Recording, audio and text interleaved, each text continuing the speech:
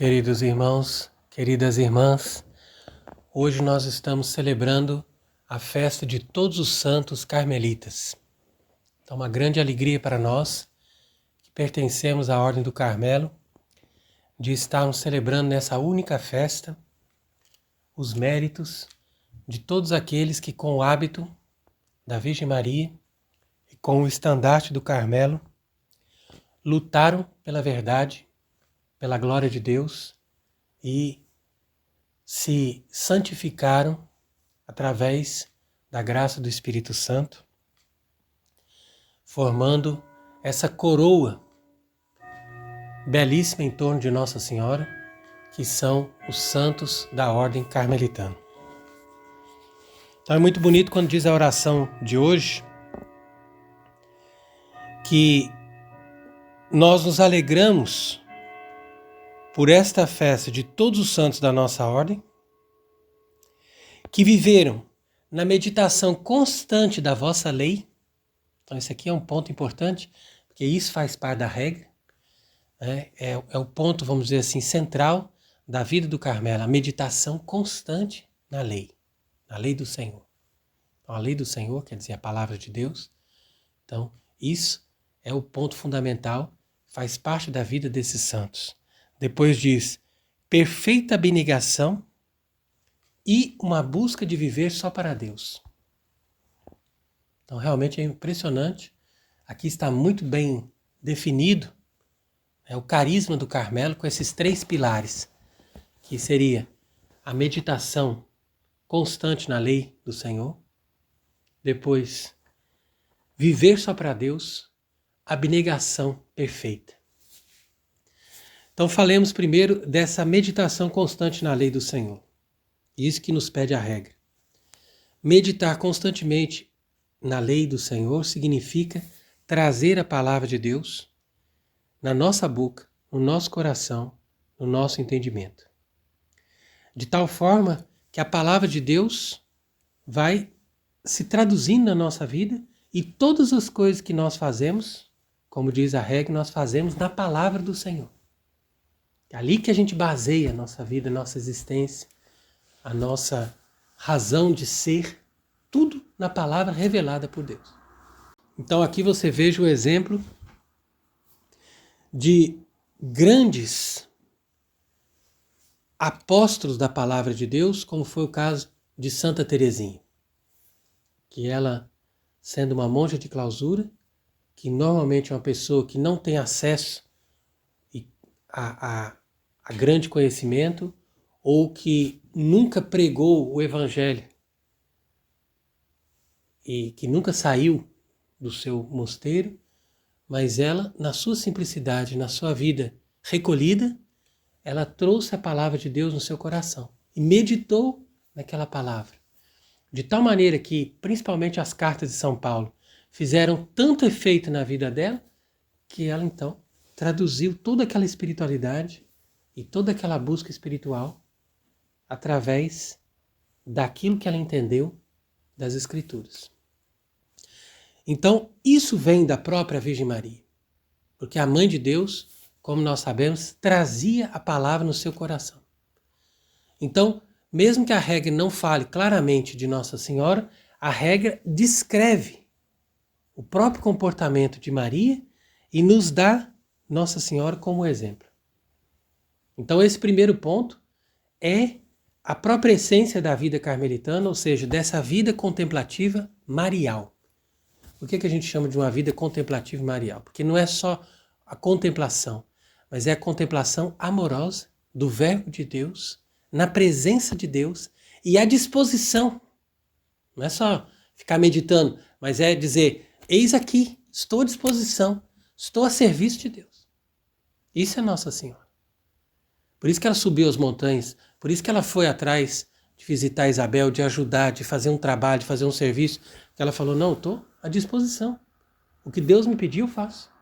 Não é porque eu sou a mãe de Deus que agora eu vou sentar e vou ficar aqui só meditando. Não, eu vou transformar essa palavra em serviço, transformar essa palavra em dom para a vida dos outros e ajudar e procurar promover o bem a justiça, aquilo que é bem, para que as pessoas percebam que eu levo esse amor de Deus.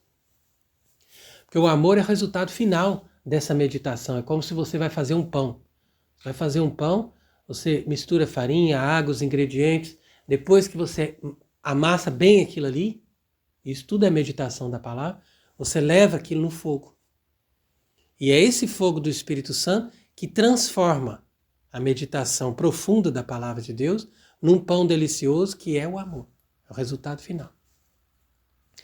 Mas depois tem esse aspecto da abnegação perfeita. E aqui nós podemos também nos lembrar de Elias. Elias, ele fez da vida dele uma abnegação perfeita. E ele percebeu que isso era o zelo, que isso agradava a Deus e que isso fazia com que ele tivesse a força de Deus com ele. Por isso que ele fez vir o fogo do céu. Por isso que ele transformou aquelas realidades ali. Por isso que ele fez com que o povo de Israel se reconsagrasse a Deus quando eles estavam, na verdade, na idolatria. Então Elias representa essa honestidade, essa vida transparente, essa pessoa que não aceita falsidade, que diz assim, não, mas peraí, se Israel se Deus, o Senhor é o Deus de Israel, então Israel tem que servir a Deus. Não pode servir Baal e ao mesmo tempo servir a Deus. Então isso aí não dá certo. Então, normalmente as pessoas querem levar uma vida dupla e querem sempre dar um jeitinho de enganar e de tirar vantagem. Enquanto que Elias, na sua obediência, na sua retidão, na sua honestidade, ele é aquela transparência de alguém que se abnegou de si mesmo. Por isso que é bonito a gente observar essa palavra, perfeita abnegação. Então, a abnegação não é uma coisa que você faz pela metade, mas você faz de forma perfeita. Eu vou negar a mim mesmo, vou negar tudo que é a minha vontade, tudo que o meu desejo e a minha vida pessoal está pedindo, para eu poder estar totalmente disponível para Deus. Então, nessa perfeita abnegação viveu Elias. Elias é o exemplo de muitos outros carmelitas, seja no Antigo, seja no Novo Testamento, que viveram abnegados, mortificados, viveram longe de todos os favores, deixaram o mundo, deixaram as facilidades, as riquezas, todas as vantagens que eles poderiam obter, todo o dinheiro, todos os compromissos, todo o pacto, tudo isso eles largaram. Por isso que o Carmelo não pode ter vínculo com a apostasia, porque o Carmelo é reto, o Carmelo é honesto, o Carmelo está diante de Deus na honestidade. Nós não podemos servir a Deus e Baal ao mesmo tempo. É isso que a nova religião está servindo. Servem Deus. A gente serve Deus, a gente reza o rosário, a gente tem devoção, a gente ama a Nossa Senhora. Tudo isso eles dizem que fazem. Mas depois eles servem os falsos deuses. E tem compromisso com o mundo, tem compromisso com as coisas ruins que são contra Deus. Tem compromisso até mesmo com os inimigos de Deus. Isso aí é abominável. Isso jamais um santo carmelita podia fazer. Jamais Elias, jamais Santa Teresa, jamais um santo verdadeiramente formado na escola do Carmelo poderia fazer conchavo com o mal. Porque não pode ter comunhão entre Cristo e Belial. Ou você é de Cristo, ou você é de Belial. Ou você está na luz, ou você está nas trevas. Por isso que Jesus diz, o vosso sim seja sim, o vosso não seja não. E isso aí também é uma característica da nossa ordem. A partir da perfeita abnegação, nós somos sempre sinceros com Deus. E sincero com o superior, porque o superior representa Deus. Então essa perfeita abnegação é também a vivência perfeita do voto de obediência. Assim como essa contemplação na lei do Senhor é também a perfeita vivência do voto de castidade. Por quê? Porque eu me abnegando, eu sou obediente, porque eu me submeto a Deus. E ao mesmo tempo, se eu medito na lei do Senhor, eu vivo uma castidade perfeita. Não só uma castidade de evitar o contágio carnal, mas uma castidade até mesmo de desejar, porque quem medita na lei de Deus, como que vai desejar uma coisa fora de Deus? Sabendo que Deus é a perfeição, a beleza infinita. Agora, tudo acaba culminando com o voto de pobreza. Porque o voto de pobreza também não pode ser desprezado. Por isso que diz aqui, né, que eles viveram só para Deus. Viveram só para Deus. Isso é o voto de pobreza. Viver só para Deus é porque você não se contamina com o mundo e com as vantagens do dinheiro. Então quer dizer que se você tem o dinheiro, as pessoas hoje em dia falam assim, não, eu faço tudo, mas eu não posso ficar sem ter o dinheiro. Por quê? Porque ela vive para ela não vive para Deus. Essa é que é a verdade. Quando a pessoa vive para Deus, ela não se preocupa com o dinheiro, porque é Deus que cuida da minha vida. O máximo que vai acontecer, não, eu vou morrer de fome, vou ficar abandonado, vou perder tudo, não importa. Mas a minha vida pertence a Ele. Então Deus é que cuida de nós, Deus é que dá a comida para cada dia. É tão bonito quando a gente não tem nada e a gente vive da pobreza verdadeira. E aí a gente ganha uma coisa que as pessoas estão jogando no lixo, às vezes, e aquilo ali é que nos alimenta. Por quê? Porque nós somos como os animaizinhos ali que vivem do resto, vivem das coisas que sobram. E essas coisas que as pessoas jogam fora, porque as pessoas hoje em dia estão acostumadas a viver da abundância, então elas jogam fora. Isso é que vai nutrir os carmelitas. Imagina? Então essas pessoas, como viveram ali no Antigo Testamento ou no Novo Testamento, dessa pobreza total, a ponto de não acumularem nada e de esperarem em Deus cada dia o alimento, o pão de cada dia.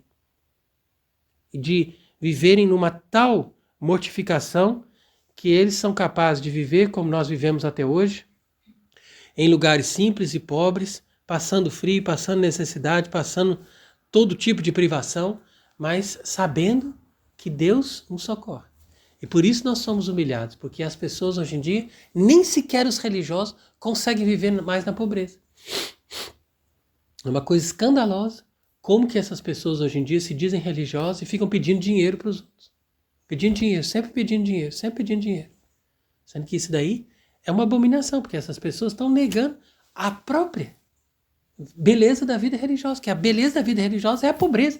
E a pobreza consiste em não pedir nada. Por quê? Porque se Deus não quer me dar, por que eu vou pedir?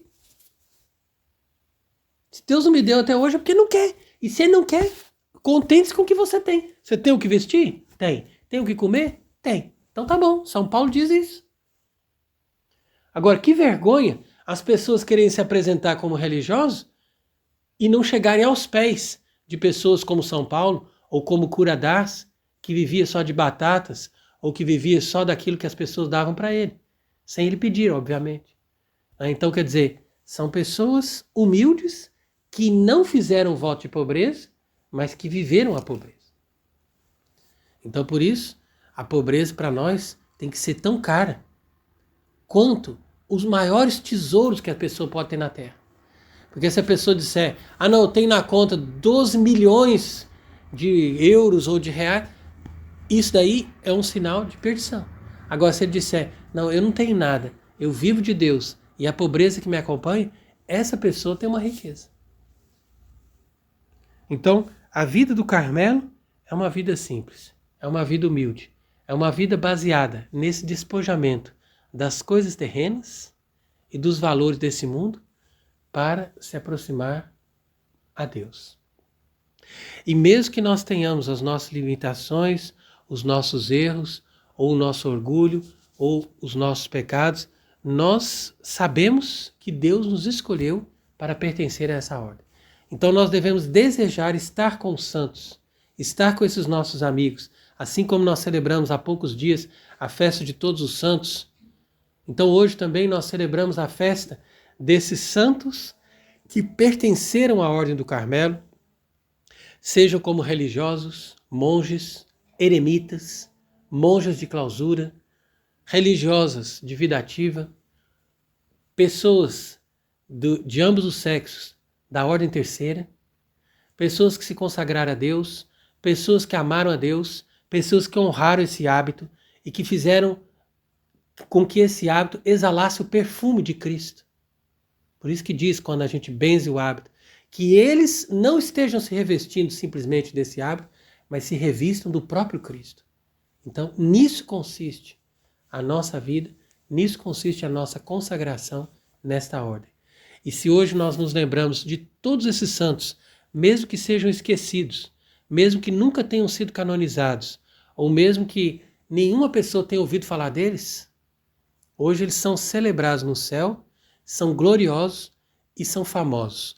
E quando nós chegarmos no céu, nós vamos ver a glória deles, o brilho deles, e vamos admirá-los e cumprimentá-los, porque eles também fazem parte da nossa vida. E se hoje nós temos a graça de pertencer e de perseverar nessa ordem, é também por causa deles. Que assim como São Pedro Tomás rogou a Deus para que essa ordem nunca acabasse até o fim do mundo, Deus deu mérito também para muitos desses santos para alcançar de Deus e de Nossa Senhora a graça da nossa vocação. Eles pediram, falaram, nós estamos precisando daquela pessoa. Então, dê para nós essa pessoa, que ela entre nessa nossa ordem e que ela faça parte dessa nossa ordem para lutar conosco pela glória de Deus. Então, bendito seja Deus por esta ordem santa carmelitana, que é a ordem da Virgem Maria. Essa ordem que, ao mesmo tempo que nos convida à meditação e à contemplação, também nos incita a lutar no combate da fé pela verdade e pela justiça, como fez Elias. Essa ordem de fogo que incendiou o mundo e que fez com que tantas pessoas se consagrassem a Deus e se santificassem, hoje é celebrada nos seus santos. E nós que estamos revestidos desse santo escapulário e que sabemos do valor da nossa consagração, damos glória a Deus e louvamos a Deus por todos esses santos e santas que fazem parte hoje desse céu cheio de estrelas que é essa nossa Santa Ordem Carmelitana. Então, como diz aqui na carta aos Hebreus, eles que estavam revestidos de panos rudes, com peles de cabrito, angustiados, aflitos, dos quais o mundo não era digno, andavam na solidão, buscando nas montanhas e nas cavernas um lugar para se refugiar. Esses mesmos são celebrados hoje, no mundo inteiro, na medida em que eles venceram pela fé. Então, a mortificação deles, a renúncia, o sofrimento, a humilhação que eles passaram, tudo aquilo que eles tiveram que sofrer por amor a Deus, por amor à igreja, não foi em vão.